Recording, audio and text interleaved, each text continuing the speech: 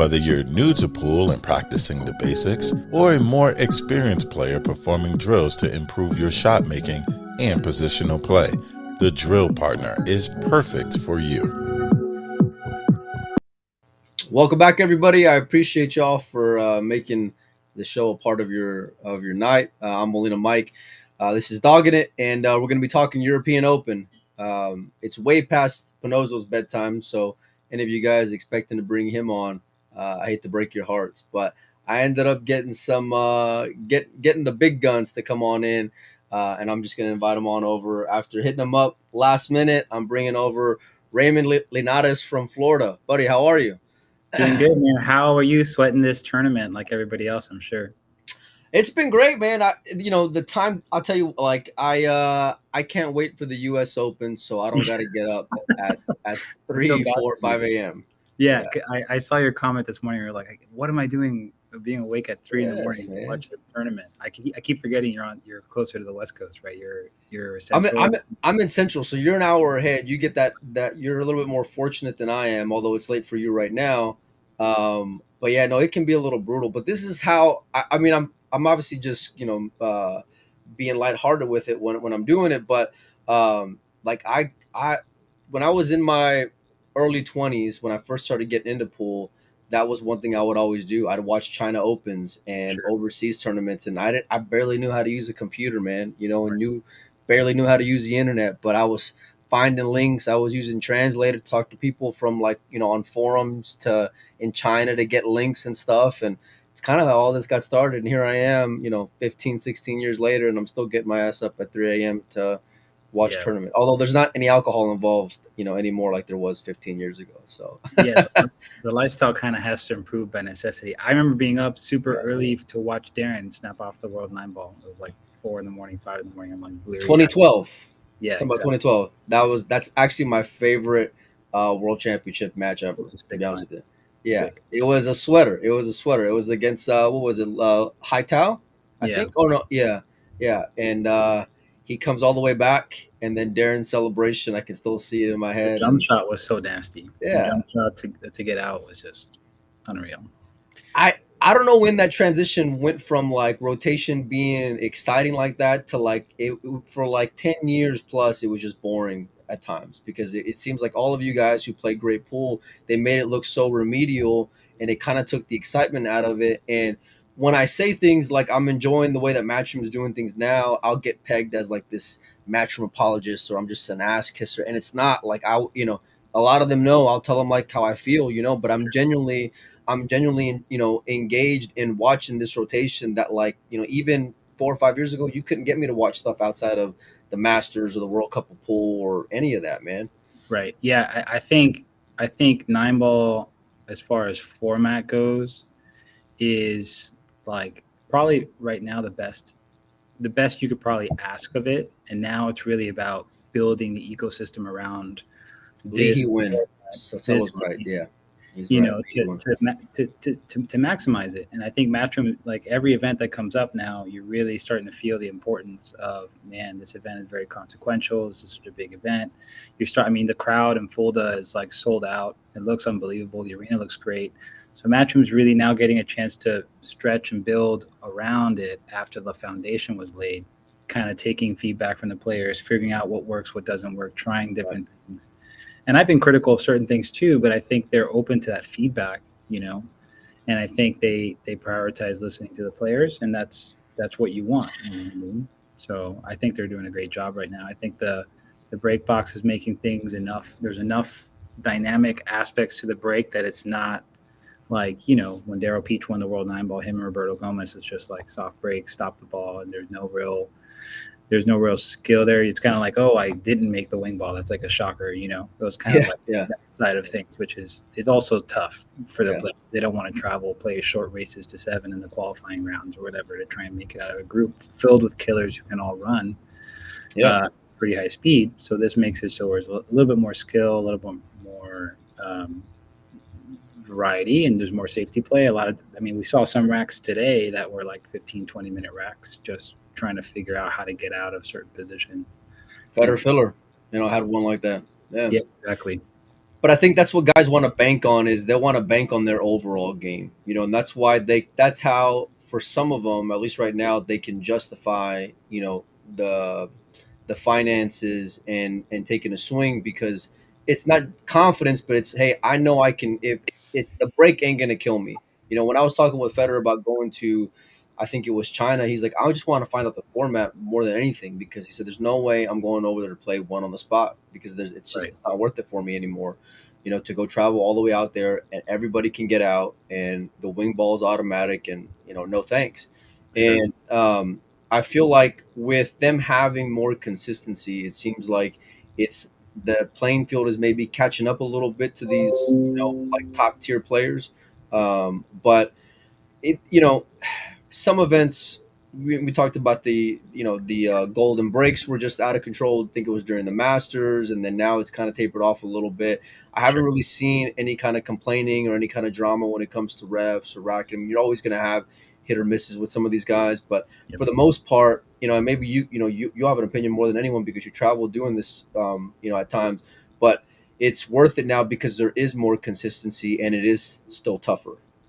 Yeah, I think standardizing the break, I'm a big fan of the template because it's the most impartial that you can be. And so even with a template, there's going to be, one out of every 50 racks, 20 racks, there's going to be a gap left because people are, there's a human placing the balls down, and, Right. that's just going to be part of it. So you're willing to swallow that on the odd It's still sports occasion. though, Raymond. You get a ball in baseball, Absolutely. you'll get a penalty in football. Sure. Yeah, yeah, yeah. Yeah. So all that stuff, you're that's like kind of like low. It's not really a stressor for you. And the fact that you can know what you're going to get, like to Federer's point, I want to know what the format is. I'm okay traveling to this format because there's skill behind this break. I've worked on it. I've kind of perfected it. He has a big advantage over a lot of people with it. And, it's very rare you get somebody like making multiple 9 balls on the break. It happened one time, I think, this tournament with, I think, didn't Jonas uh, make like Number 3 in a three. row? Yeah, yeah. That's nuts, and that's super an outlier. So it's kind of like a bad role for the guy he's playing. But I mean, Jonas still played good behind it and gave He him a does. opportunity. And so even that, you can just be like, oh well, this might be the only match in 5 years that this happens to me. You know what I'm saying? So it's like, again, you're not really like, if it happens in one time, you think about, man, are these roles going to happen over and over again? If Right. you play it out a million times, this is like Well, an outlier. So they know that there's certain. I remember talking with Max, and Max had, I think it was during the Masters or during the World Championships, where he hit.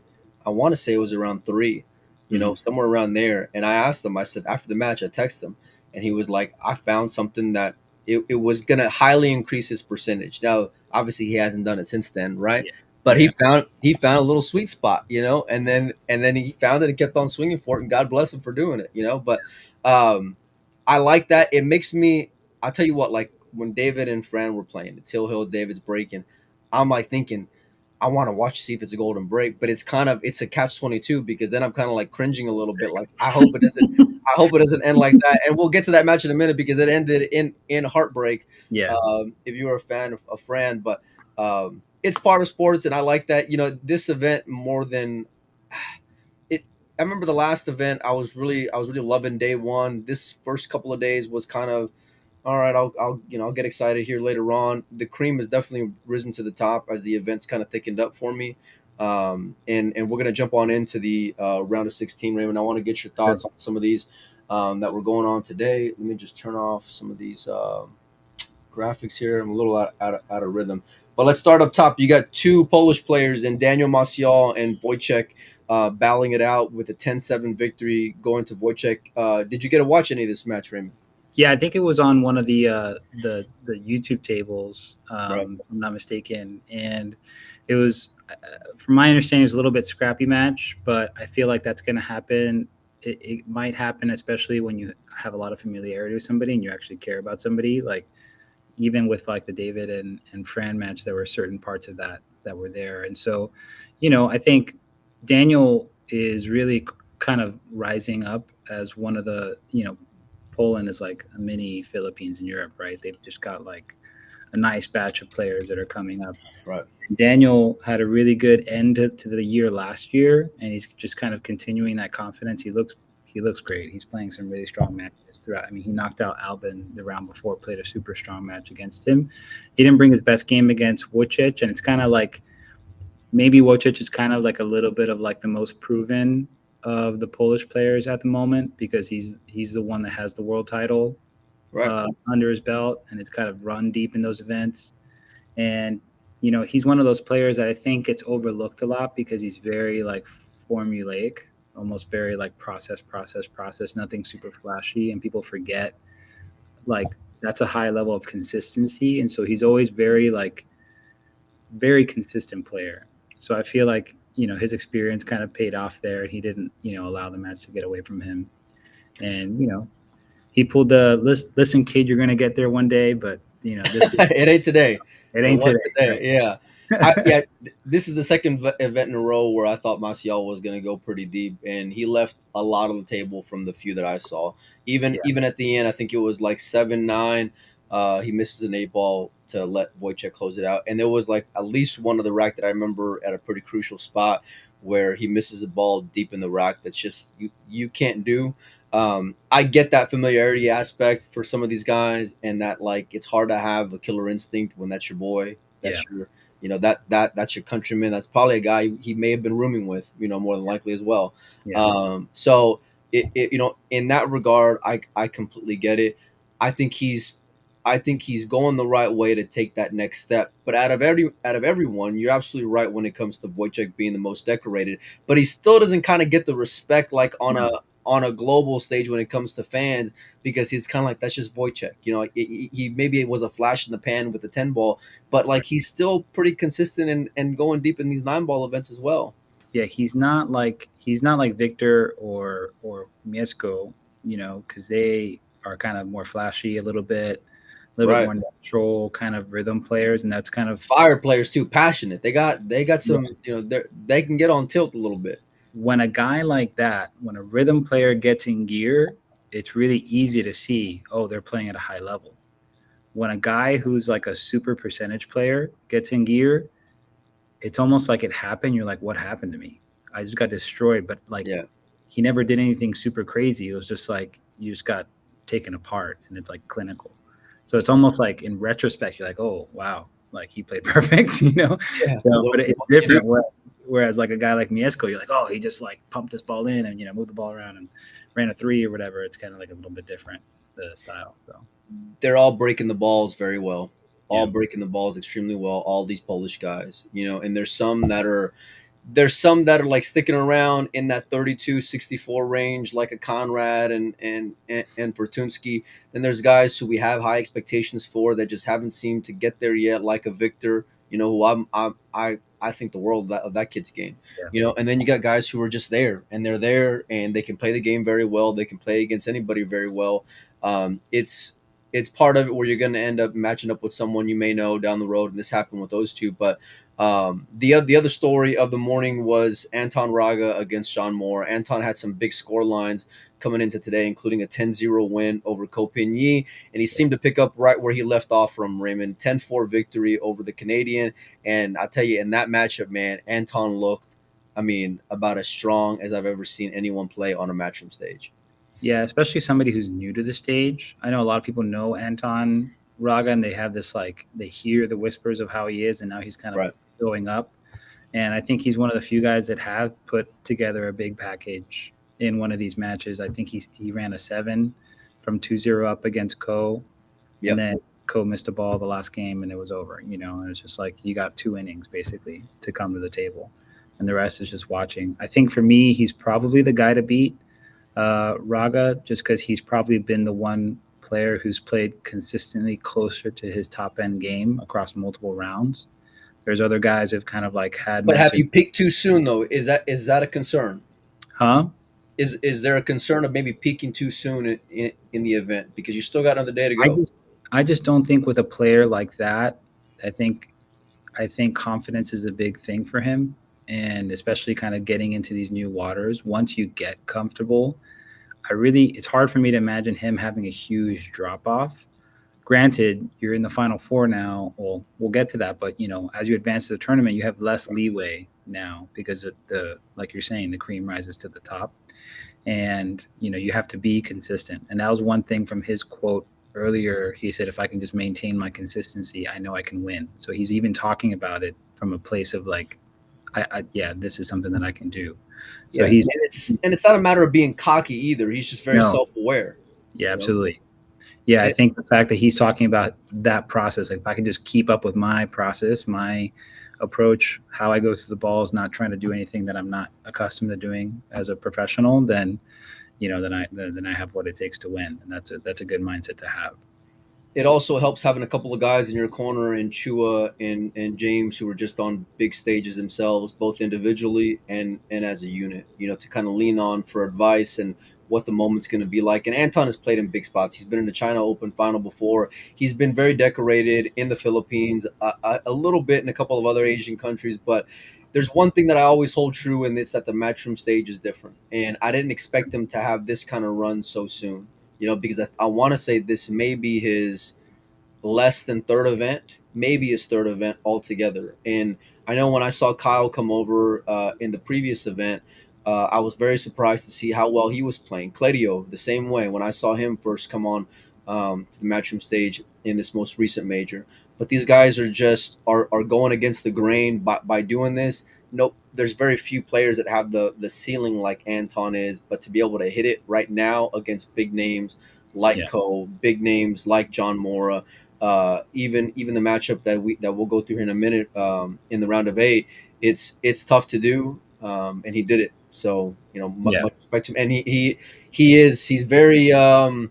he's very flavor of the day right now, but it's rightfully so because he's got a game to back it up. So for sure. um, looking ahead on at this round of 16, Federer versus Yap. You know, I'll be perfectly honest with you, Raymond. This was a match where I thought Federer could go down. I was watching Yap play a little bit and then following some score lines, and I thought, man, if his break is where I think it is to have these score lines, then Federer better watch out because Federer wasn't having the consistency with his break that he was hoping for, and it seemed like he was kind of just in limbo when it like from a confidence standpoint because of that inconsistency, but Federer just picked him apart. I want to say Yap was up like 3-1, 3-0, something like that, and Federer just took over from there, man. Yeah, Federer went God mode, and I heard he played really solid to take over the match and then finish it. I think for me, Federer's had a really crazy schedule. Like he went from the U.S. to out to the Philippines.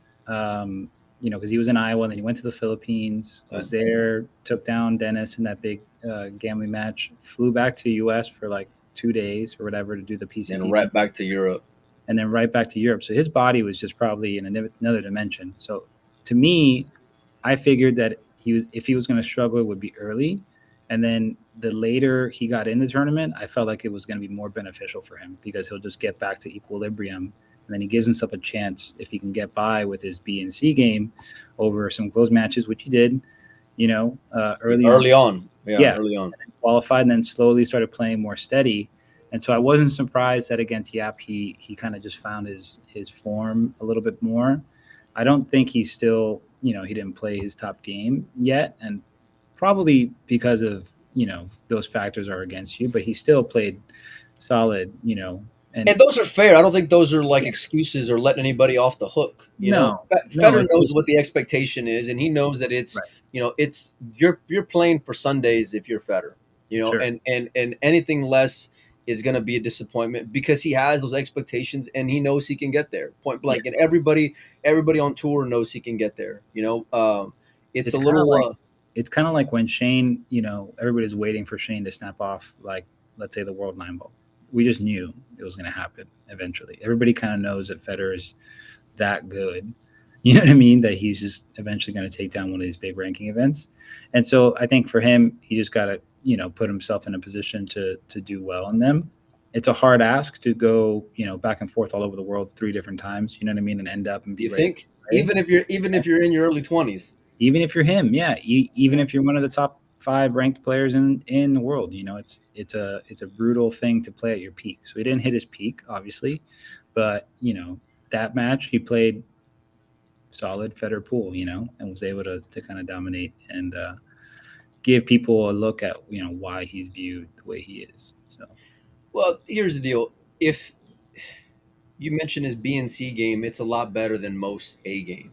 Sure. you know. But you still got to get there, and you're gonna have to get there on Saturdays in order to beat these, big names. You got to have that game in order to beat the Joshes and Shanes. And listen, I was the guy, saying for years that Shane's a great player, but Shane ain't won one overseas. And then watching him finally win a world championship, because that was something that Shane never had, and it got kind of like used around very loosely. And I know there's a lot of respect for U.S. Opens, but there's something very special in sports about being a world champion, and to see Shane finally get one was great.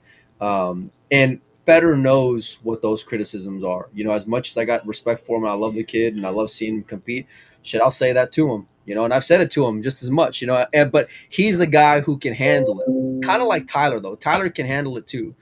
Tyler can take the heat when it comes to some of this online stuff that we'll be doing. But that's why I love them, man, because they're good sports about it, and they're real, man. Like they're honest, like where things stand.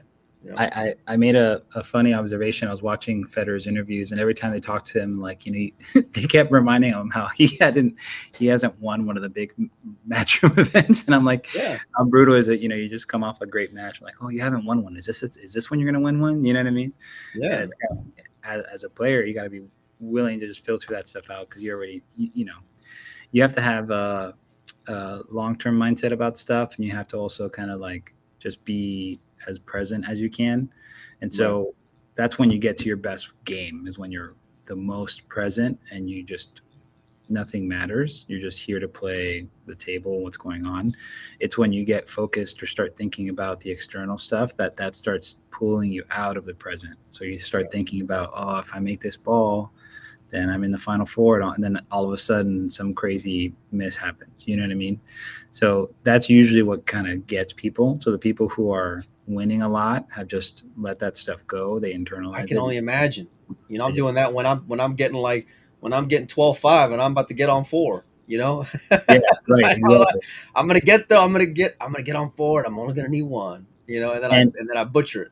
And it's tough too, because how big the audience is. How big the stage is. Literally, you're on a beautiful production stage. When you're playing, but you're also, the world is watching. You know what I mean? And that you can become if you're not careful, you can become very aware of that.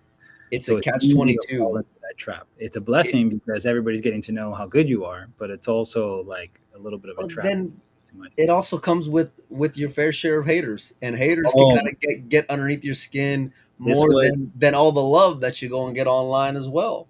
This was like the good thing about Dazen is that you don't have the chat. Maybe it's not a good thing, but it's a thing. Oh no, it's a good thing. It's a good thing. There's no chat, right? But if you go to the YouTube, you realize that it doesn't matter how good of a player you are. The trolls come out and they talk, and it's like, again, I'm pretty sure guys like at the top of like the tennis game or the golf game, those guys, they just ignore it. You know what I mean? Like, I know LeBron goes dark, NBA playoff time turns, like social media goes dark. You know what I mean? I'm sure it's like, you don't see Novak, defending himself on Facebook or on Twitter or whatever. Like, he just goes about his business. It'll just suck the energy out of you, man. It'll suck the life out of you. Pool already demands everything from you. It really does. Elite performance already demands all of you. So if you start diluting that with getting into an argument with, 9-ball killer 2024 or whatever, like on some, message board or something, then you're setting yourself up to lose. So it's a lot easier said than done. But pool is kind of different than these other sports. These other guys can afford to have social media managers and whatever, and especially a guy like these guys are very engaging with their fans and with their audience to go and sell balls or whatever, and sure. it leaves a lot to be scrutinized from these people, and they can be a little ruthless. Ultimately, I think I just look at it as like a positive thing. You know what I mean? If somebody's taking the time to have an opinion about you, then you're doing something good. And it's usually never the people that are better than you that are criticizing you. They're usually the ones that are willing to help. So yeah, right here, let it go. No, but and you hit the nail on the head. But some guys can just handle a little better than others. Sure. a lot as becoming more popular and social media is just their thing. Even top American players, European players, whatever, and especially because they're pushing them to be more present online. It's like you got to take the good with the bad. It's just a part of it, and I feel at the end it'll toughen a lot of these guys up more than anything. But it's got to be super brutal to like be on there. And for Federer, it's different because he's not wearing like he's doing it for himself. Like he wants Sure. to win for him. It's not like Yeah. if you're Filipino and you're playing for your country and all that weight and pressure that comes with playing there. It's different for Federer. He said it himself. He said, "I'm playing for me," and Yeah. but he's hungry. He knows what he can do. He gets frustrated when he comes up a little short, and Yeah. you We know all when do. you're at a single elimination stage, there's not much else you can do. But Sure. anyway, let's keep on cruising along. Right below that, you had Filler versus Fortunsky. It was a hell of a match between these two. It set itself up to be the Federer and Filler final eight. But before we get there, Josh's match with Misko, man, I thought he got away with murder there, man. To be honest. This was to me the trap match for Josh. Yep. Because Mieszko has had a few. He's one of the few guys that has gone up and taken matches from Josh more than a couple times, and I don't think he really fears Josh so much. No. And I think he knows that if he gets his punch going and he gets his stuff going, that he's got what it takes to win that match. And I think that's intimidating because he's also kind of like, they call him the butcher, he's a big dude. And so he has a little bit of a presence with him too. Kind of, it reminds me, he's not as big as Dennis Hatch, but Dennis Hatch was very physical too around the table. Oh. Like when he gets going, he can be intimidating, and he's, right. Yeah. he, I remember he had a tough loss at the Derby, and I walked up, and it was Martin and Conrad and Misko, and Misko just had this like 8-ball that was just a little goofy, and he got in a real tight window, and his decision making I thought was a little off. So I walked up, and I was cutting up with Martin, and then and then Misko's there, and I said that was a tough shot, and he just, well, what would you do? Like really defensive, and I was like, hey, easy there, Tiger. Like, he looks like a pit bull. You know what I mean? So he's got that intensity for sure, which fuels his game. You can see it. It's like his game. That's him. You know what I mean? Yeah. I think all the top guys, like their personality, kind of you can tell who they are by the way they play, and that's awesome. So let me run down some stats for you guys. 9-6 at the Euro Tour Austria in 23 in favor of Misko. 8-7 European Championships men's 10-ball in favor of Misko. These are matchups against Josh. This is some of their head-to-head. 5-2 Premier League pool in favor of Misko. 5-4 Premier League pool in favor of Misko.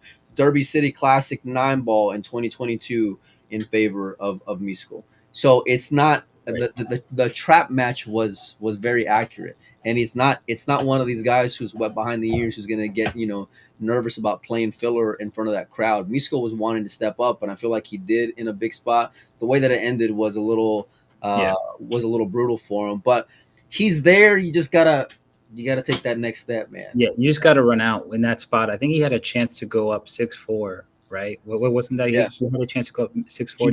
He chopped an 8-ball, I thought, right? The 8-ball, yeah. Hit it just a hair back, which was like, it was weird because he'd done all the like really hard work for the. Josh has been dodging bullets like this, man. I mean, we'll get to that Federer matchup here, where that kind of holds true. But he's been getting real fortunate, but he also backs that up with the ability to completely suffocate you when you do give him that window. So, moving along, Shane Van Boening versus Tim de Ruyter. I don't know what the hell happened here. I like Tim personally. I did not expect this scoreline. I did not expect this much of a fight. Shane did not look the sharpest, but Tim, to his credit, completely took advantage of every mistake that SVB made. Well, Tim had a great tournament, first of all. Like, I mean, absolutely. He's not the last Dutchman that you would have thought would have been. No, you would have lost a lot of money on that bet. Or won a lot of money. Or won a lot of money, yeah. You know, so he had a great tournament. He really showed out and played solid. In that match, he played solid, made a lot of smart shots. Even the shot that he had played safe on with Shane, I think Shane kicked the ball in. He kicked it caroms off the ball, and then Shane gets out from there. Yeah. There's a couple of those shots that kind of Shane got a little jelly on that again, is one of those situations where you made the right shot. It's kind of like, this is the play in poker. You just play the numbers. This is the right shot. Right. And it just so happens that they Yeah, pulled but it. it's tougher when it gets towards the end of that, man, because then you know that it's like this could be it. You're Yeah. weighing it out like that, but then hey, that might have been my last shot. Yeah. Well, I mean, Shane needed that little jelly roll in that situation because, like you said, he wasn't playing his best. Shane's kind of been, I think, so far he's been like just kind of like being steady. You know what I mean? He's had a couple matches where he played real solid. Like he had a really good match against Torsten earlier where he kind of dominated in that match early and was up like 7-0. And he's just one of those guys where, maybe today he had a little bit of an off day, but for sure he's hitting the practice table and he's gearing himself up, so he needed, maybe he just needed to get past a couple kind of like so-so matches. Well, this is kind of like what I meant, maybe the opposite sense of Anton, right? Where Anton has already been playing his best game for the last, let's say, day and a half, where you can't say that of Shane, and Shane wouldn't even say that of his own game. But like, that's where you may think, hey, you can hit another gear come tomorrow, Yeah. And to be honest with you, if I'm in that spot, you gotta love it against David. Yeah, especially the way that he finished. And we'll get to that Final Four match in a minute, but it's just that's kind of that yin and the yang when it comes to that argument. The other match was Tyler Starr versus Mario. I'll be honest with you, man, I didn't get to watch any of this matchup at all. I think I maybe saw like 2 racks early, but it looked like they were just hitting him into the rail and full of a lot of nerves to start it off with. At least that's what I saw. Yeah, they were both a little bit edgy, especially early on, and Tyler kind of got in a little bit of a hole. And then he brought it back to, I think, within 5-5. But, it's tough. I think Tyler's another one of those guys, kind of like Daniel Maciel, right, where he knows the significance of the matches. Shane Wolford didn't come to this event, so every dollar that he makes at this tournament is clean gap that he makes up for Mouse Money Cup points. So it's super valuable for him. He knows it's him and Shane, chance for him to maybe play Shane after beating Skylar, you know what I mean? And make the final, 8, maybe 4, really make a statement. Huge significance, you know what I mean? Make up ground and make a statement. Exactly. Right. Which is, that's how you really do it. So maybe a little bit of that. And again, I think for the young guys that are kind of getting more seasoning, you get to a point where that stuff's really important, and then it just can't be important, right? It can be important after the fact; it'll just take care of itself. And I think there was another player, I can't remember who said it, but he was like, I just focus on my matches and let the outcomes kind of take care of themselves. If you can really live that and like kind of quiet your mind, that's how some deep stuff right there. It's a lot of self-work. It's a lot of it. That's a big part of the mental game is like huge. Some guys are really chill about it. They go about it differently too. You know what I mean? Some people have a much more relaxed approach. Some people put the work in and go through a detailed, regimented schedule to get themselves there. Even if you're faking it, I like that way of thinking versus like, wearing how tilted you are on your, on your person, don't get me wrong. I love personality, but like, there's something to be said when it starts just like bringing down your whole vibe, man, and just kind of goes back to like the trolls where it can suck the life out of you and really take away from your focus. So, look, to me, it's guys who are going in the same direction when it comes to this match in Mario and Tyler. There's a lot of question marks about both of their abilities to close. And probably 2 comparable guys because there's a lot of expectations even for Mario. Right. Yeah. I mean? Like there's a lot of like people know. It's kind of like people are actually just waiting for you to do it. You know what I mean? It's not like they'll be super shocked. They're kind of waiting for you to believe it and go make it happen, And so on that note, he almost made it happen against Shane, and he should have made it happen against Shane. Oh my gosh, yeah. Mario's he's probably been the European that's been the closest to that breakthrough that hasn't gotten there just yet. You know what I mean? As far as the big tournament, like super snapping it off. He just keeps going super deep and then having these really close matches are so brutal. Yeah, but he's been sticking around. Like I remember thinking about Dennis Grabe like this in a lot of aspects a few years back. Even like Kazakis, where I'm thinking Yeah. like, okay, it's time, it's time, it's time. And Alex has been there on that Mosconi stage, so I'll give him a pass there. But like Dennis has kind of just tapered off a little bit. You know, where Mario, Right. he's consistently been around that same spot, but then you're still waiting. Okay, is this going to be the time where he takes that next step and he can finish? And listen, I love the guy's break. I love when he puts all his belly into it, but it still has He's super control. impressive. Like His he hit jumping some. was great. I mean, Yeah, he had some good stuff. he finished that match strong with Tyler and kind of put it away.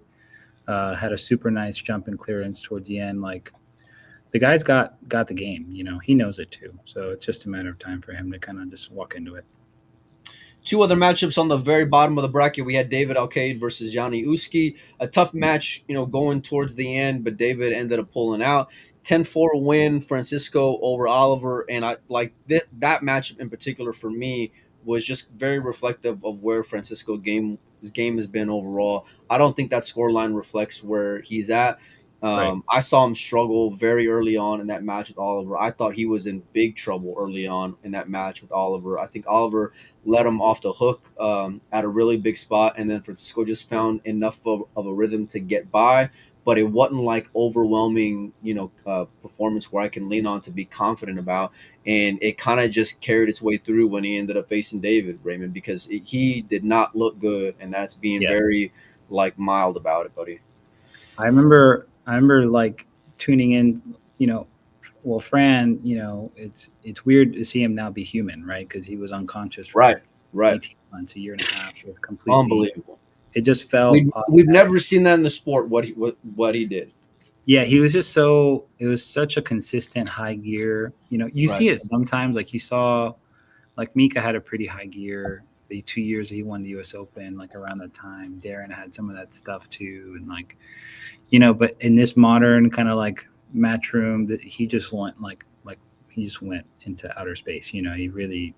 So now he's kind of coming and he's dealing with that stuff because he knows where he should be or expects to be. You know, but Right. he for whatever reason he's going through whatever he's going through to show some of that inconsistency, and it's going to cost him now more because it's kind of like you give people this huge push, this huge punch, and then people, okay, like this is what you're capable of, and they just kind of accept it, like, okay, you can play this level, and they kind of figure out, you know, what do I need to do to win? How do I adapt? How do I adjust? You know, and people are starting to adjust, and you know, you can't just overpower the best players in the world. You know, you got to play. You got to find holes, and that's fair. But there's certain guys that just beat themselves, and I feel like in this tournament in particular, Yeah, he's been fighting himself. Francisco beat himself. Yeah, And really he should have beaten himself earlier than that match with David. I think he got away with a lot in a few spots, but we hold him to a completely different standard than everybody else. Also, Right. It's we talk about like guys B's and C games. We talk about guys like Federer. This was like a D game for Francisco, and it was still good enough to get him into a final, whatever it was, final 8, right? Right. So there's still a lot of positives. What's that? That's encouraging. You know, I Yeah, played for my sure. D game. Yeah. You know? And you're still there. Yeah. Yeah. But I don't know if that's a part of like maybe a draw or listen, maybe guys are just intimidated by you now because of everything you've been able to do. Nobody wants to face that dude. You Yeah. know? No, I mean, I see people dog it to great players just because they're there, you know. Right. Yeah. It's almost like their persona carries, which is why somebody like Miesco is so valuable, right? Because he's unbothered by that stuff. He doesn't care that, you know, he's playing. Agreed. You know, other guys just like, oh, I'm playing filler, and they jab balls in the rail, and they shit the bed. Yeah, they psych themselves out. And you know, Fran's he's earned that, you know, winning so many tournaments and almost being triple world champion in 1 year. Like, it's such a sick, super nuts. So I mean, he's gonna be the beneficiary of that. And then in, you know, his match with David, you know, those guys are like brothers again, kind of like the two Polish guys. And it's almost like, who was it? It was Jason and Albin had a really rough match early in the tournament. It was really rough to watch. And they, you know, have a lot of experience together. They're friends, you know what I mean? They've gone to war together. So there's probably a little bit of that camaraderie stuff. And it's almost like you feel bad killing your friend, beating him 10-1 or whatever, and so you lay one up, but then that's the wrong person to give an inch, to, because they can run 2 or 3 and then catch a roll and then catch their gear, and then all of a sudden it's 10-10 and you're fighting for your life. You're like, maybe I shouldn't have missed that ball. I tuned in at 7-2 in favor of David, and Yeah. the first thing that I noticed was Fran's rhythm, and I said there he is. In Yeah. my head, that's what I thought. There he is. And listen, it's easy for me to say that now, but I'm honestly, God, now then he goes on that run, ties it up, takes the lead. I would have never thought that, because he's still Right. in that same. To be fair, in that same rack was a rack where he got goofy on the 7 ball. But like in those 4 or 5 balls, when I saw him in his pace, I said, "There's the guy who I haven't seen this whole event. Just his body language, just the way he was executing until then, until he got funky on that 7. He plays a great safe on the 8. Has David try to go like jaw to jaw to try to do some goofy shot to make contact. Right. Gets ball in hand, gets out, and then of course goes on the run that he did to kind of put pressure on David. And sometimes when you're on the stall like that, like mentally, when you're stuck, it takes being put against the wall and being put on the edge for you to like wake up and be like, Snap out of it. Like, I gotta run. Like I gotta go. Like I gotta go. I'm gonna die here. Well, but he's not going to have a whole lot of pressure, not in the sense of like trying to make a Mosconi Cup team, because he's already there. So you got to find other ways to light a fire under your ass. If you're a competitor, you definitely don't want to be embarrassed, right? Like No. And there's a lot. Listen, it's not just us out here talking. There was a lot of conversation during his matches where they're talking about him steering balls, all the body English, just him lacking confidence. I mean, these are all things that I heard every single match that I saw him play. From the likes of Carl and Jeremy, and people who are way more respected than Jeremy had made a really solid point. He had said he'd seen a lot of inconsistency in his routine. Fran, like when his pause was happening, his address, like how we get down, like the tempo, the cadence of all that was erratic. And I think when he was in his peak, all that, it just was so it gelled. It was perfect, like all the time. And it was just like, and he's in his rhythm. So, whatever he's got to do to get back to that, that's up to him, and he's probably searching for that. And so that's probably where a little bit of that frustration comes. And well, like Federer, he's got expectations, and I mean, now you don't have the pressure, like I said, of making that team where you can kind of do some searching when it comes to whether it's coaches that you got in your corner, or some mental training along with some physical training to kind of get you back to the gear that we all know. I mean, at the end of the day, he was still in a final 8, so the guy's still playing great effing pool, So that would be an interesting question for Fran, because I remember when he got announced that he made the team at the U.S. Open last year. It was because he made that deep run and he was cresting up and playing super tremendous pool, versus now where he maybe doesn't feel like he's playing his best and he got the early nod. Like, I wonder what that process is like for him. Like, what do you mean? Comparing, like, hey, you just got guaranteed you're making the Mosconi Cup. You're like, you've had this. So you mean like in other words, you're not as hungry right now anymore. Is that what you're saying? Yeah, versus also getting this goal, which is a big goal, making the Mosconi Cup, right? You're American European, but you don't feel like you're playing your best. That's got to be a weird. But you're the first person locked in for the team. That's got to be a weird feeling, to like go through that. But I wonder I think he's got enough awareness and humility to kind of be able to fade that,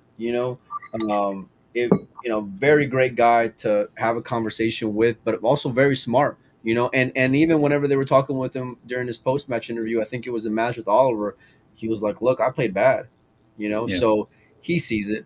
He knows there's you got to go back and make some adjustments. I love rooting for the guy. He's an exciting player to watch. I want to see him go back on that run. And for me, and a super nice guy. He's very easy to root for. Absolutely. Yeah. Super genuine kid, which is awesome. No, even whenever he was like on top of the world, I mean, just sitting there completely humble, very kind, and just full of laughter. And I saw a picture from the guy from Kamui, and he was posting with all the Spaniards, and David and him are still sitting together, hanging out and laughing. And that's just them. That's who they are. That's in their fabric of their person. So I want to see him bounce back. He's going to be at the U.S. Open. He's going to be at a lot of events. And listen, at the end of the day, the guy still won a world championship this year. He was in a final of another world championship this year. Yeah. So it's not, when we say he's kind of come back to earth a little bit, he was still in the final eight. So there's a lot of positives to go and take here. But let's keep on going through these round of eight. Let me bring it back up here. Yeah. Let's see. All right, so we got SVB versus Mario He, and man, I tell you, this one I thought Panda was gonna do it, Raymond. I thought this was it. This was what I've been waiting for. The one effing event where I don't pick Mario, and then he has a performance like this, and I thought he was gonna get there, man. I did. Yeah, I mean, Mario's tough. I think he took a good lead uh, in the middle of the match. I think he was up 8-6, and Shane's tough, man. Shane's tough to crack, and he kind of, like Filler, has kind of dodged a couple bullets, I think, this tournament, which is funny, considering how good they are. Like, they're also getting like the benefit of some situational kind of stuff. But Shane had this interesting safety situation. I think when it was Hill, um, he made a shot, and actually no, Mario missed the ball and left him kind of tough, where he didn't have a pocket, right? Because Shane had played safe, and Mario jumped, left him kind of messed up. And so he had a couple options, for safeties. He could have rolled up on 9, maybe tried to be super aggressive and played this like 4-7 combination or whatever. But he banked the 4-2 cushions up table, doubled them up because the 8 ball was up table, and then followed Right. down the bottom rail behind the other ball and basically tripled them up and left them distance with no pocket. And that was kind of like, 2 innings later, Shane got the opening, and with the next inning, he got the opening and got out. I But remember that, and what I liked about it was that he found it real quick. yeah, You know, like he knew what he had to do and he executed. He kept it very simple, and it was kind of interesting because Mara had been jumping the ball very well. So to put him behind multiple balls was very specific decision by Shane. yeah. Also, Yeah, I think Shane has so much experience that he just knows how to make the right choice for him. You know what I mean? To be able to execute a certain shot and give himself the percentage where he's not going to leave an opening. right. Other guys may have played the easier safety, and like tucked the cue ball behind the 9, but maybe left that ball more accessible to a kick and maybe return cover or something like that. So by putting that ball out in the middle of the table, doubled up with no pocket, and there's no other cover up there, now you're forcing him into a spot where he's naked if he doesn't, you know, just get a jelly roll, like double combo jump, something, or fluke a ball in. Like, he's basically now exposed. And I thought that was really savvy from Shane. I thought this was a match in which Shane won it at the end versus Mario dogging it at the end, like I've seen before. Right. And it just shows the hunger. I thought Mario stood with him, you know, better than 85% of the match, Yeah. which I haven't always been able to say, and especially when it comes to like a big name like we talked about with like the Joshes and guys like that. I think Mario can get a little rattled by moments, and it wasn't the case here. Yeah. He stood tall. SVB just got there before he did. I think that was the bottom line. There was some big shots that Mario came up with, nice outs that Mario came up with at various points in the match. I thought he was by far the better player, Yeah. but Shane just found a way, and he got there at the very end. And Shane will probably take from today and realize, I didn't put my high gear forward today. You know what I mean? But I made a lot of good decisions and gave myself chances to win at the crucial parts of the game, which means he's thinking right. You know what I Right. mean? That means he's not just going on tilt and taking flyers, but like he's making consequential decisions that are affecting the outcome of the match against great players. And so the fact that he's still there is good. That means he's not thinking negative. If he's not gonna be imposing, he's gonna have to you know rely on that decision making and execution to be able to get there, because that his game today isn't gonna get there. Like if let's say he finds a way to beat David tomorrow, that Right. game that he was on today is not gonna beat Josh, and it's not gonna beat Anton. So No, I um, think it's gonna. I think he's gonna need to play his A game tomorrow to win, and I for think sure. it's just a matter of him locking in, And I think if Shane locks in, then he's got a great chance to win. And with the way that David got over the finish line, it's about as good, a good a spot as you can ask for, given all the rest of the four guys. And I mean that with all due respect. But if there's four guys who you would rank, who Shane would want to play, David would be at the top of that list right now. No, Shane's had the best draw. This round by far. 16 and 8. This is like a great draw for him to work his way into playing better. Yeah, exactly. That's what you want. If you can get that, then that's ideal. Well, let's talk about it. Josh and Federer. We Right. saw it looking into 16. We thought there was a possibility. It's been like this before, but it never ends up coming up. This was an unbelievable match, Raymond. It ended in the most heartbreaking of ways. Tell me your thoughts on where you were at with it. Probably the highest quality match of the round, as far as like both players playing great pool. Federer early on wasn't getting good openings after the break, so there was a lot of moving early on after the break, and was managing and fighting really well. There was a couple games that took a little while, because there was a lot of like developing balls and banking balls and fighting for position and safes and kicks, which was great to watch between those two top guys, by the way. Exactly, because it can go like one-sided really fast, and it did. What was it? Federer was up 4-1 or 5-1, and then next thing you know, Josh was up 7-5. And it's just like super strong, and you expect that actually from both guys. Like you expect one to get control and super leverage it if they can get the break going. Right, and absolutely. Josh did what he does. He fought back and fought hard. And then what I really appreciated from the match was Federer's response, was him having the lead, his resolve, letting it go, like, filler doing filler things, which is going to happen, and then just getting up and continuing to play. Yeah, but that was faded when he's going to 6, 7, 8 games. Right. That's not easy to do, and you're in Fulda. Exactly, and you're in his home, and you understand the consequences of how big the match is. You can basically secure your spot on the team if you snap it off, pretty much. And he's doing it. So the fact that he responded really well and got on the hill, it looked like he was going to run the set out. Those last few racks, and just that transition 8 to 9.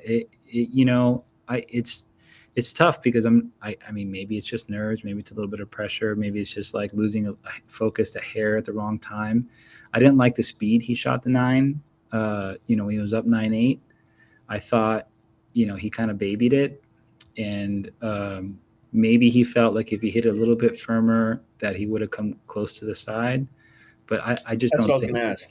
Yeah, I think it was kind of just feeling the nerves a little bit, and maybe being like, to me, that happens whenever I'm like locked in, and then I think about winning, or I think about, okay, and I let my brain for a fraction wander, and then I come back and I hit that last positional shot a little bit mentally divided, and then I was like, oh, what was I thinking? Yeah, I shouldn't have gone anywhere near that deep up table. It should have been closer to the side. And so, he knows whatever happened to him, he's 100% aware. Like, he knows what he did in that moment. And that's honest really, about his game and stuff that happens. Yeah, without a doubt, that's better.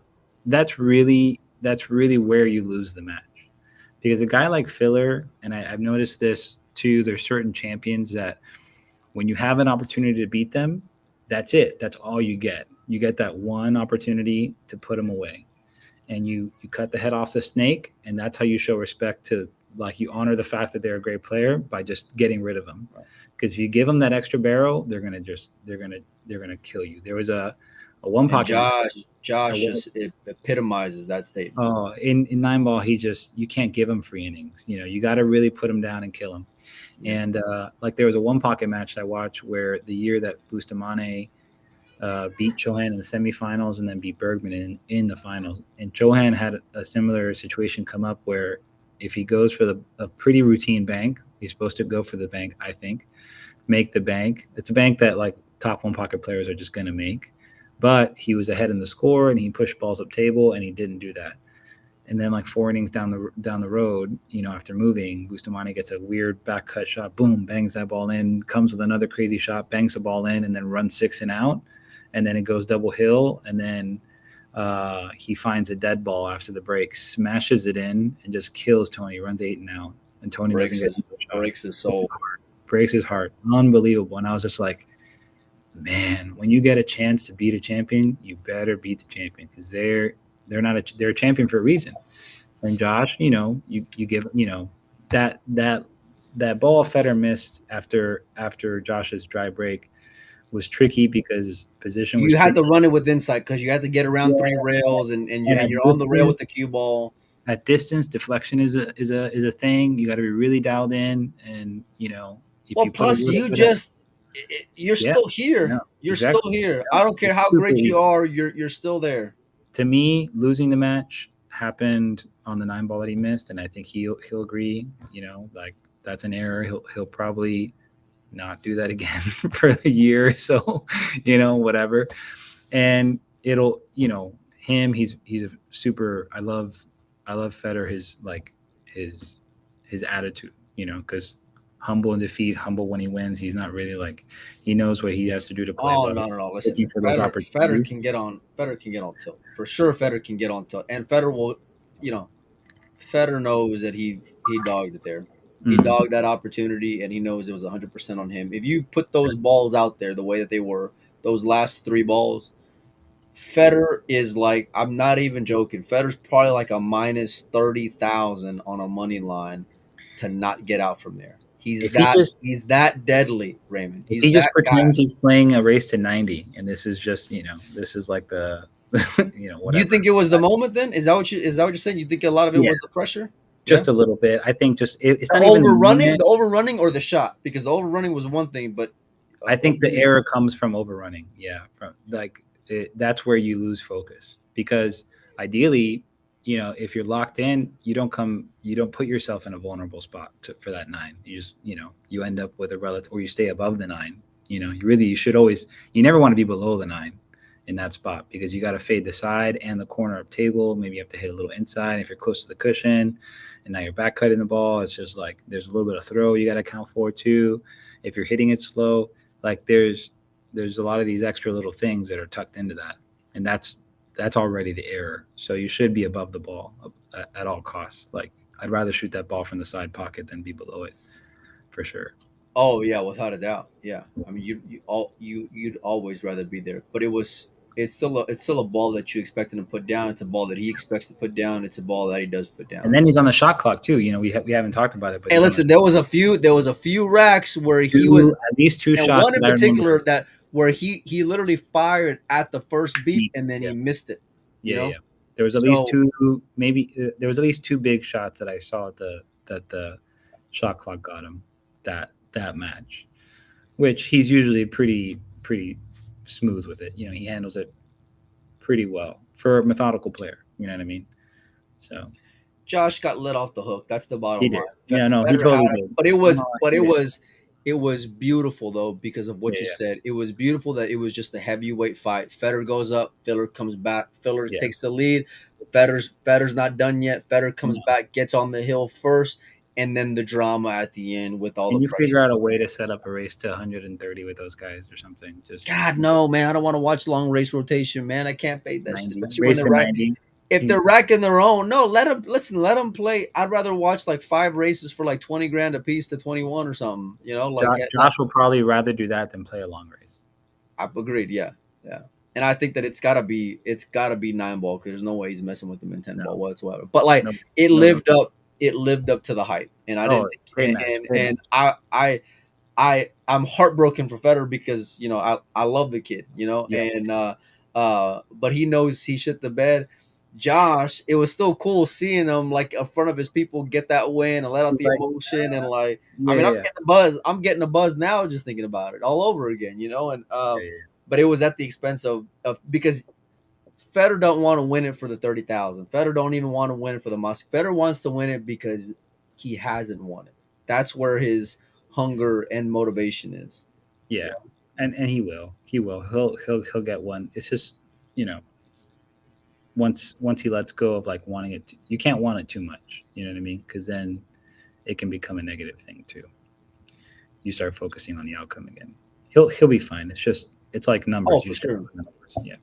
Well, yeah, but well for most guys, it's you got to take advantage of the opportunities whenever you get them, and you don't like for some guys you don't know when you're going to get back there. We Right. expect better to get back there quite a bit. He's still very Yeah. young in his career, right? And it wouldn't surprise us if he's there in a final 16 or a final 8 spot in the next major. He's just that kind of guy.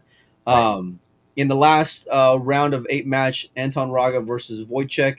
Um, I saw a lot of Anton continuing what he did. This was actually a very underrated match for me. I thought both Super guys underrated. played at an extremely high standard. It was a lot of back and forth, in the same sense of like what Federer and Josh did. But at the end, Anton just got the last opportunity, and boy, did he make the best of it. It's funny because I think the outcome of the Filler and Federer match benefits Anton the most. Because of the emotion. No, I think Anton is probably the most susceptible to getting beat by a guy in the cut, in the mold of like a Wojciech, who's very process procedural and can take you out of your rhythm. Much like I think the Fiddler and Federer match is a great matchup because it's a styles matchup. And I think if I'm a methodical procedural player, I want to play the fast, loose rhythm guy. Because if I get control, they're gonna feel like Put the squeeze on him a little bit. they've been put into the grave. You know what I mean? They're just Yeah. gonna like that's what I love about like You Buddy Hall. you kind of strike me as one of those guys, Raymond. Yeah, if I'm like super feeling the heat and I'm like not gonna give you anything, I'm gonna take my time. You know what I mean? Especially if we're not sweating the shot clock. But that's what makes guys like Albin super consistent. Guys like Federer, they kill you. They crush you. They're not taking loose shots where there's like, everything's protected, right? They're gonna like sure up and they're just gonna like suffocate you. Whereas guys like Earl or like these kind of like fast paced kind of like Fire. they want to skewer you. You know what I mean? They just want to like kill you first. They want to get to the line first, so they're going to sprint. But if the tortoise wins the race for a reason. You know what I'm saying? So I think Wojciech was a legitimate threat to him because he again of the Polish guys, he's very methodical, but also the most decorated. He has the most experience. He's probably going to be the least one to like sweat having to play. He's not going to like really, yeah, exactly with him. Yeah. And so he put up a big fight, and Anton winning that match was big for him. And I think he matches up for the same reason. He'd rather match up likely against Filler than against Federer, because Federer just came back from the Philippines too and just did what he did there. That's interesting. I don't think about that. Yeah, there's like a recency, like, oh yeah, I've just tortured the best Filipinos, playing in the Sharks thing or whatever. So he just left that environment, and it's not a foreign thing to him. And he's a good matchup stylistically to a guy like Raga. Now, that said, I think Raga's probably playing the best relative to his game of the last 4 guys left. It's him, Filler, Shane, and David. Yeah. I think he's been the most consistent towards the top tier of his game, and he just looks just crazy confident right now, and has been really impressive. Like, just he's making something for himself. I thought Filler about U.S. and Europe, Mosconi Cup, all this other stuff. He's like, oh, by the way, the Philippines are still the best country in the world. So, in case you forgot, I'm not. Yeah. Never mind the fact that Asian players won like the last, I think, 2 or 3 majors. So, no. Here's the thing: is that Filler's break and ability to get out is similar to that of Wojciech today. Except Filler's got more rhythm than Wojciech. Very, he's very much a rhythm player, and we all know that. I think that matchup in particular is going to be a lot of fireworks because they're not going to waste any time. They both get down really quick. I feel like the pressure might affect Josh's playing in front of that crowd because I haven't seen Josh's like razor sharp game. Right. I've seen the break be looking real good, but Anton's the best I've seen him break Josh, I've noticed that he's getting to the third cushion and it looks controlled. And that to me is a sign of somebody who's hitting the brake with power and accurately, is when you can get to the third rail and have it not be. So you're talking about swinging back and forth into that third one. Is that what you're saying? You can tag the third cushion and then come out. You're hitting it flush, super I'll tell you flush. what, Anton was popping and squatting right there and getting the shot, and he was still getting a lot of movement. You know, where He's got the high run for the tournament, right? A 7-pack, I guess, might be the high run against Copigny of all people too. You know, there should be a bonus for a high run for the tournament. That is, yeah. But there's got to be a minimum though. Like 7 would be that minimum. I feel 7 would be the threshold. You know? Yeah, 7 would have to be that threshold. What do you say? Like an extra 10 or 20? 10? An extra 10. If you can run a set out, you should get something. You know. Well, okay. If 7 will get you 10,000, what should run the set out be? 50? Have 50 just sitting in escrow, just waiting. Talk to the sponsors. I'm sure Ronnie O'Sullivan. What was that famous thing he had? What's the bonus for the maximum? Right? When what was the sick? I think it was at the Crucible this year where he ran a 146 instead. There's none. No. He runs the 147. I forgot who it was. He runs the 147, and then he had the funniest line because he says, "I went to bed. I wake up in the morning, and now I lost my whatever it was $50,000 bonus or whatever, and now they have to go and split it." But he thought he had it all locked in up until the final, and then I think it was Ronnie that ran the 147. But and it was just a great match, by the way. I can't remember the name though. But anyhow, yeah, there should be, because that would make it very exciting. It was harder. Like, I think it's harder. Over. I think it's harder to run a set out in 9-ball than it is to run a 147. Well, because then you gotta have so many things go right in so many. How many 147s have we seen the last 5 years in snooker? Fair. Yeah. That's what I mean. Just with that comparison alone, it's a no-brainer. You know, then so for sure. But yeah, we gotta figure that out. We'll make some calls. You're the one that's plugged in. So listen, you got Filler versus Anton. If the same Anton shows up today, which is gonna be tough to do, he's going to take down Josh in Fulda. Josh is going to have that A1 game. Yeah. And he's got that game that got him from, let's say, from 4 to 8 of Federer. Yeah. He's going to have that to get to 11 from beginning to end, because Anton pounces. Anton looks so comfortable and look like everything that we have been talking that he is in the Philippines. Yeah. He's arrived, he's doing it now, and he's doing it with ease, man, and consistency. And there is something to be said, like, you know, in the Philippines, you know, the story is, you know, you play on less than great conditions most of the time, right? Of course. Super sticky table, super humid, all this other stuff. On the Matchroom tournaments, you know, it's super clean, it's pristine, cue ball slide. So there's a little bit of a short learning curve for guys that come from those environments to learn how to play like the super glossy. Certain strokes are different, certain ways you approach certain patterns are different. I think he's gone through that already, and he's already showing what, you know, on the fast track, son. On the fast track, super quick. He figured it out. You know, he's figuring it out. And then now, you know, as you get later in the tournament, the tables get worn down a little bit more, and it's not as, you know, pristine the condition. But I mean, the table's going to play perfect. Like tomorrow, the table's going to play great. And if there's a little bit of rain, he's like, man, that's awesome, just like home. You know, I humidity is the Filipino's friend, is what you're saying. Right. Yeah. No, I think the winner of this match is probably favored to win the tournament. Even if Shane beats David. I think Shane's probably going to beat David. I think it's here's the thing. Filler and Shane is one of those matchup things. You know, Filler's kind of had Shane's number historically. Not kind of had. That's fact. It's pretty decisive. So I think Raga winning will be kind of like a probably a pick'em, but you know, Shane's one of those guys that if he just locks in and does his thing, like he can make people look silly. You know what I mean? So there's that option too for Shane to hit his high gear right at the end, and it would be super dope. And he's done that before in big European tournaments. So, you know, it's interesting. I think probably still if Filler wins, he's probably like a 65-40, like 65-35 favorite, maybe 60-40, something like that against Shane. And Shane's got to play really, really great because Filler will play. I've seen him do it where he just gets very relaxed if he thinks he's going to win, and he almost doesn't even treat you like you're there, you know? And it's kind of weird to think about somebody maybe having that attitude against Shane, any human breathing, but sometimes you just have that matchup. I've been of the essence that if I'm Shane and there's somebody that has that kind of vibe on me, I chase him down. Do what Alex did, you know, to him.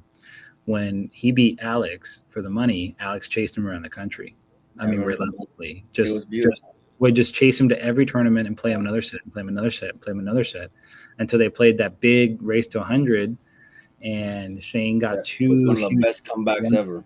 Oh, it's disgusting. 22 games, 63-41, and then 18 games, like 88-70 or something, and then came back. And then when he got even, I remember somebody in the room screamed out, "The window's wide open." You would love that. You would love that. The window's wide open. I remember somebody screaming out in the room. I was like, "Oh, this is so sick." And so he came back and beat him. One of the best gambling stories of like modern pool, by the way. Yeah. Unbelievable. But anyhow, like if there's a guy that has it, I'm chase him down. Like, oh, just get, you know, just do it until you. Yeah, but it's different these days, man. Guys, you know, these are even for Josh being known as a gambler, he's still more of a tournament player. He's only a gambler come like Derby when he's just looking to, you know, to really get in a good game while he's up 24 hours a day. You know, I think just on paper, probably the top part of the bracket is favored. But if Shane gets through David, which I think by far, it's not even close. It's because either one of those guys, even though it's Shane at the bottom, it ain't SVB. It's Shane at the bottom. There's a big difference. At least based on the form he's shown this event so far. Right. Yeah, you know, because he won in Iowa, and he like skunked Tyler, and then he beat. Yeah, but see, I don't give a whole lot of. Listen, it's great. You picked up $8,000, and I love Shane. I'm gonna see him soon. But I'm just saying that those matches. When you're racking your own, Raymond, I'm not gonna like. I don't even. Well, template too. Yeah. You know, template too. I think that the template helps. I think the template, at least with the template, when you're racking your own, you know, you're not gonna get a bad rack. You know what I mean? So there's that. Shane's very much a student of the game, and he's taught many of these guys how to rack the balls pretty properly, especially the Shanes and I'm sorry, the Skies and the Wolford. So no, I think it's. I hope that Shane. What's that? Race to 11 in the final four. Race to 11, and I think 13 in the final. So listen, for me, I think Shane's gonna take David. If you know David had moments where he looked good, but it's I think this is where Shane really steps up, is in the semifinal. I think either way he'll still be a dog to Anton or to Josh, like you said. If it is Josh though, especially given the mental edge and the edge in victories that Josh had over Shane, I just expect Josh to be a finisher. I don't. No matter if Anton win, like the only way I would want to see David win is if it's against Anton. I really don't want to see a David versus Josh Metz. I don't know why, but I really want to see Shane and Raga. That'd be awesome. It would be, yeah. That would be an awesome match. Just because it's more, you know, Shane went to the Philippines recently and just was daddy over there. You know, he just tortured everybody. You know, playing the long sets until they did the push up, the break push out after the break, and then Dennis crushed them. Interesting. Listen, pool is in a much better spot when the Philippines is just thriving on the world stage, you know, and so they have way too many champions, way too many like high level, amazing players to not get the limelight a little bit. So I'm super happy to see some of the Asian tournaments happening. That's awesome, and I'm glad to see some fresh blood because, you know, we lost Dennis. I haven't seen Beato out. Beato wasn't here either, right? I thought he had like an injury or something. Yeah. Something. But most recently. But like, you know, Beato was one of those guys that came out and really, you know, just won a U.S. Open a couple years ago. I mean, stepped into the apex of what, you know, top tier. And now Chua had an unbelievable, you know, World Cup. And so that was great to see. Raga's, everybody's talked about him as just like, you know, look, part of the brilliance of what Matchroom's doing is that they're being very specific where they're having these events at, and it's to make the world game of pool kind of step up. And So by planning these events in Spain and in Germany and in Vietnam, and guess what's going to happen? Everyone's going to up their game next year, I believe. You know, now, now Emily had mentioned that for sure they're going to do an Asian team versus the winner of the Mosconi. I mentioned this. I'd mentioned this before, but I think how you get to the Asian team is important, and I think there's enough. There, it's such a huge market. oh, they're not having all these without points being No, no, no, no, no, yeah. no, no, no. I'm saying you should have like a Mosconi Cup in Asia specifically to see who's going to be the Asian team that represents Asia to Oh, that'd be compete pretty against nice. the winner. So, like for instance, Taipei So and instead Taiwan. of the five best from Asia, you're saying give me the five from Taiwan, face the five from Vietnam, face the five from the Philippines, face the five from China. Is that what you're Well, saying? I think China and Taiwan, like Chinese They're Taipei, not going to have the same team. that that could be a place that you pick five guys from. I have a list of what that looks like. It's pretty gross. Okay, I'll just tell you. And then you have five Filipinos. It used to be in tournaments in Asia that if a Filipino went to China or to Chinese Taipei to play in a tournament, there would be a bounty on every one of their heads. Every last one of them, there would be a bounty. And if they would come to the Philippines to play, there would be a bounty on all of them. It was just a thing that they did. So there's this rivalry that's always been there since like the Feng Peng Chao days. I Well, I think think, the Philippines won when they played in the King's Cup many years ago. yeah, Yeah, yeah. So, but I think you could have Ko Ping Yi, Ko Ping Chung, Cheng Jing Lin, Wu Cha Ching, Wu Kun Lin. That's an unbelievable 5-man team. And I don't then know. I don't know if Wu Kunlin's making that team, son. I don't think well, Wu I mean, Kunlin. dang, you can do whoever you want the fifth guy to be. Name them. So now in the Philippines, you can have Beato, you can have Dennis, you can have Raga, you can have Chua and Aranas. You know, What's crazy is that James probably gets a spot from some of these guys that you yeah, ain't even mentioned. You know, Levan, like hot, like you're not going to mention Levan, Bassett. There's like all these guys over there that are just unbelievable. But like you're saying, they're Chua and Aranas are in the spot where they're traveling to the matchroom events. They're going to they are. get deference to the World Cup guys. They're going to be on the team. That's just going to be it. So, but then I love the Vietnamese guys. I love Wong. Naoki Oi.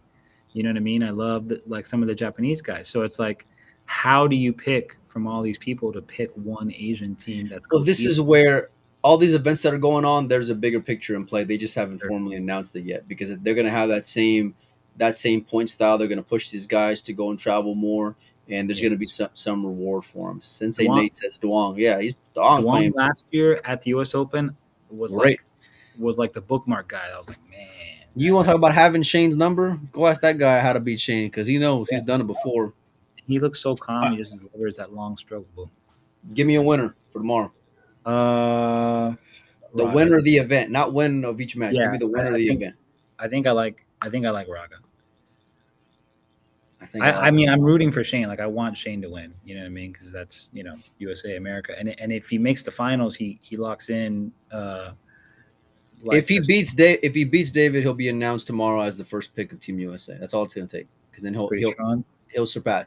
And I listen 1,000,000% he knew that going into it. A Oh yeah, yeah. million a No, million percent he I knew have a that. He's feeling he's very going to drop. aware. I have a feeling he's going to drop the hammer on David, and then that just proves that he's the best pool playing fisherman in the world. Well, we shall see. You gotta fade David. You gotta fade Yeah, David's Josh or champion. You Anton gotta if you you're gotta gonna get respect that.